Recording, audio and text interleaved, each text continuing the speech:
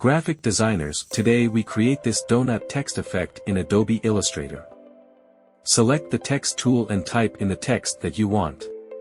Create a bunch of copies, then select it. Click and hold Alt to create a duplicate. Select them, hit Ctrl G to group them up. Go into the Symbols panel and drag and drop it, to create a new symbol. Set this to graphic, click OK. We can delete this.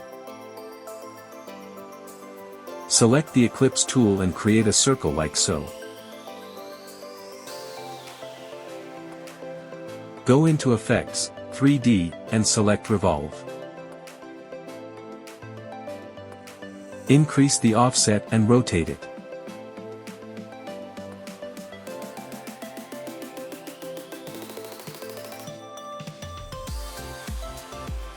Go into Map Art, select the new symbol that we created, and scale to fit, click on Shade Artwork, OK.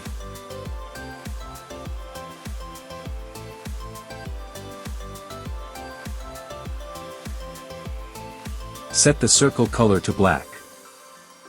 And this is the donut text effect that we wants to create here in Illustrator. For more videos please subscribe my YouTube channel. Thanks for watching.